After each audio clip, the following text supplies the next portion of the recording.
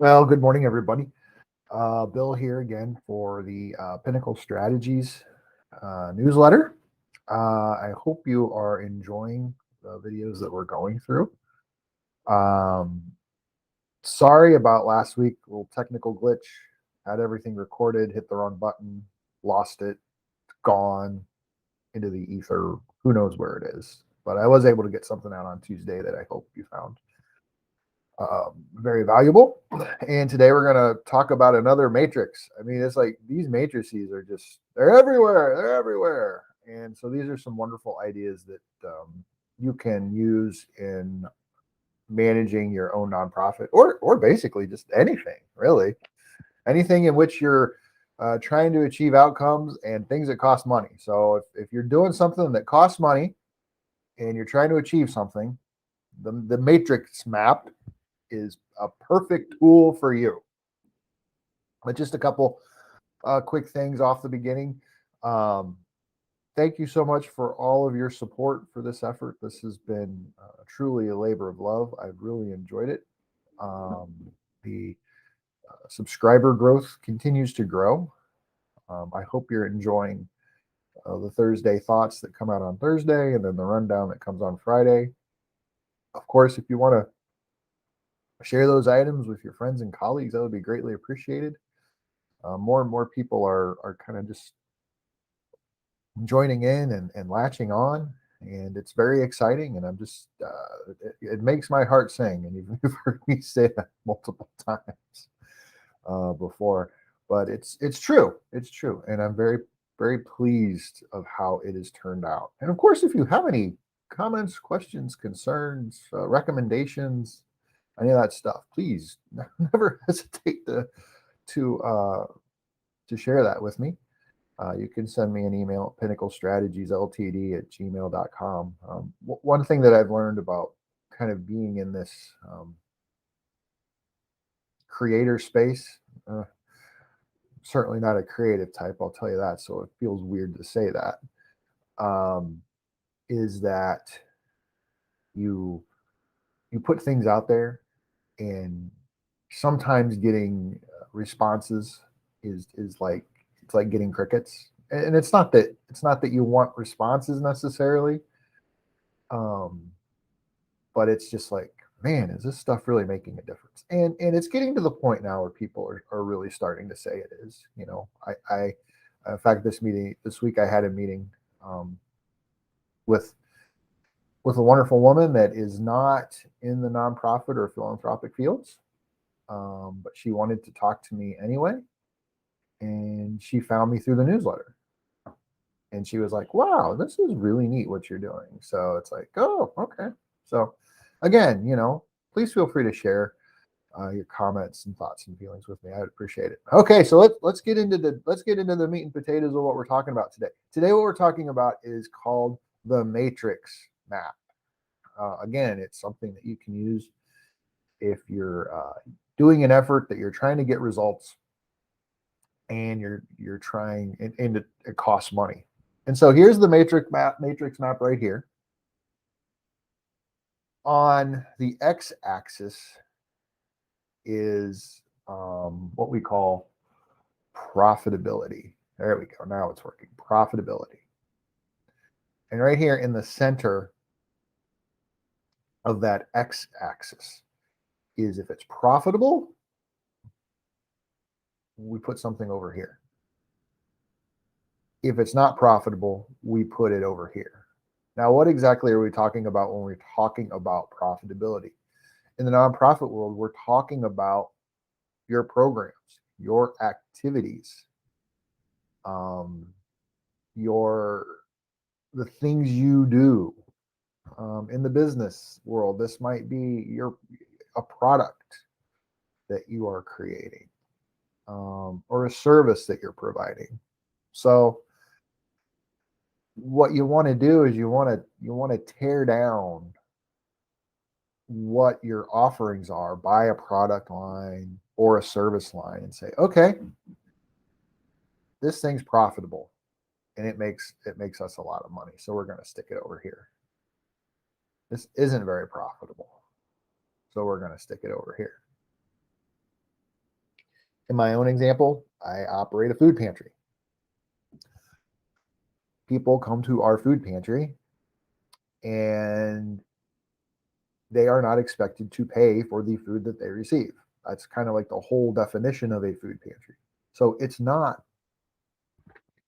profitable. It would be over here, not profitable.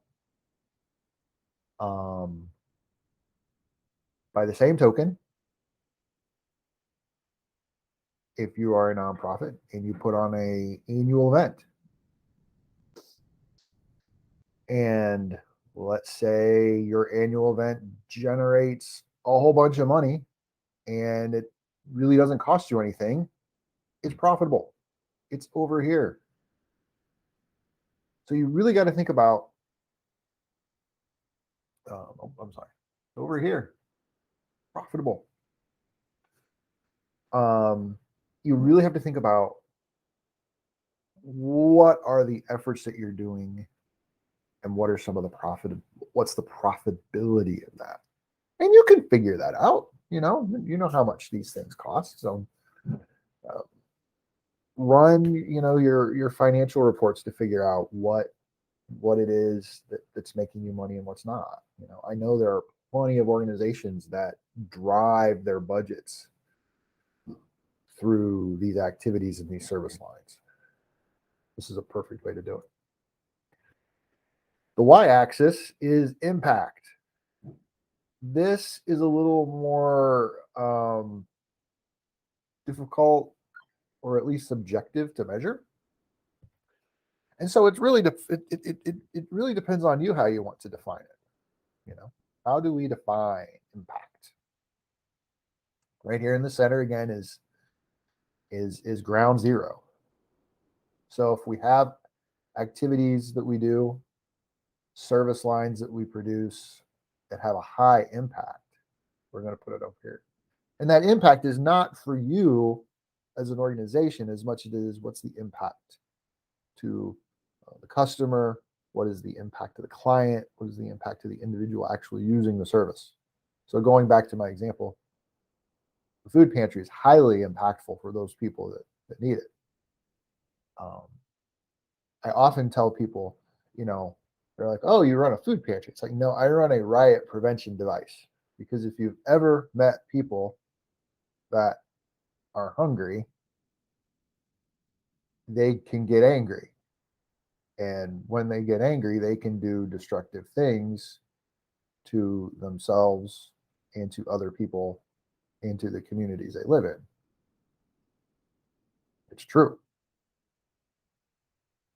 So that impact is really for the individual that's using the service or purchasing the service if you're talking in more of a for-profit world. So you're going to take a look and you see, okay, there's these 4 quadrants that are created. What do these quadrants mean? If we have an activity that is extremely impactful and we're creating a lot of money for it, these are the gold star things that we need to continue to do. These are the slam dunks. These are the things that make a difference in our community, and they give us the necessary resources to keep on doing things that we need to, that the community expects us to do. High impact, high profitability. This is pretty easy. On the flip side, there might be activities in which we're getting zero impact and are costing us a lot of money. They're not profitable. We need to stop doing those things. Just stop. Stop doing those things. They're not helpful. On this bottom right-hand quadrant, these are the money trees. These are items which they may not have a lot of impact, but they bring in a lot of money. These are things in which you're going to have a hard time promoting in an annual report, but the finance report loves it. And so when we do those types of things, we don't want to make our program offerings so heavy on this, because the community is going to say you're making a lot of money, but you're not having a great impact. And so individuals or organizations that may want to partner with you or invest in your efforts are going to say, yeah, I mean, you're getting all of the benefit and no one else is benefiting from your work, because again, low impact but high profitability. It's good to have a couple of these, but don't create your own nonprofit organization to reflect this, because you will quickly find out that people will abandon you because you're not making an impact in it. This is really where most nonprofits tend to live. Low profitability but high impact. This is where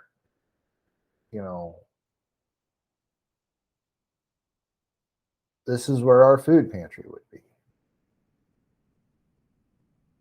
I would dare say most nonprofits are in this effort.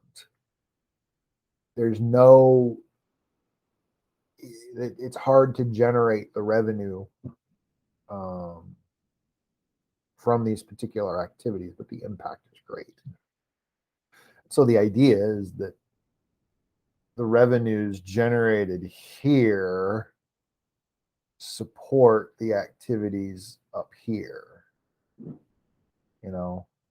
You've got to have that balance. Again, if you're overextended in this quadrant, you're going to put yourself in a position where you're going to have a hard time selling your activity to the larger community.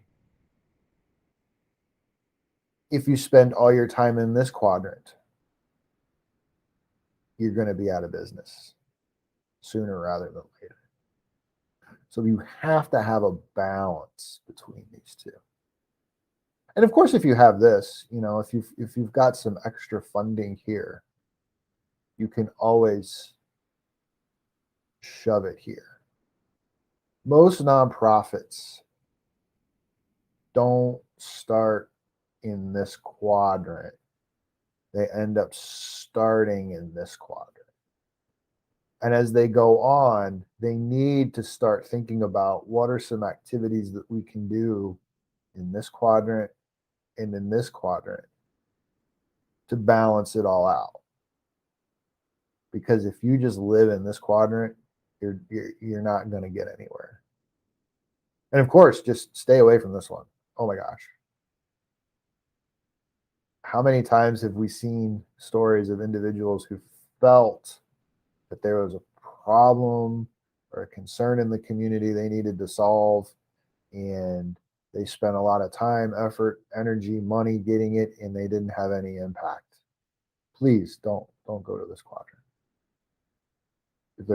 If you're done watching this video and you just kind of make your own matrix map and you think about the 4 or 5 things your organization does, and there's something in this quadrant, stop doing it, please. You will thank yourself. Your board will thank you. Your community will thank you. Because if people are funding this, you're wasting their money. It's that simple. So that's the matrix map. It's a cool little tool. If you want to explore this further and work to try to get this thing implemented in your own organization, give me a call, shoot me an email. I've actually kind of have a little template that I created on Excel, in which I can kind of put this in action. And it's a little intense to explain kind of in a group setting like this, but if you wanted to do a one-on-one, and I can kind of walk you through the matrix map and a little tool that I've created to help explain it all for you and for your organization, I'd be happy to do that. And again, let me just kind of get that out of there. Thanks for watching. Thanks for being part of uh, this little effort. I'm grateful to all of you. Thank you so much. Again, feel free to tell your friends and colleagues about the value that you're finding here. It would be greatly appreciated. Um, Starting next week, we're going to take a little bit of a turn. We're actually going to kind of do a book club series, I guess. Um, One of the most influential organizational thinkers of the 20th century was Peter Drucker, and he wrote an amazing book called The Effective Executive.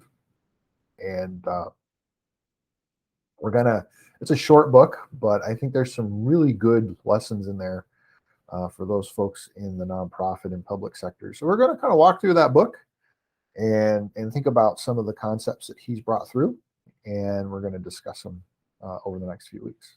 So again, thanks for watching. Take care.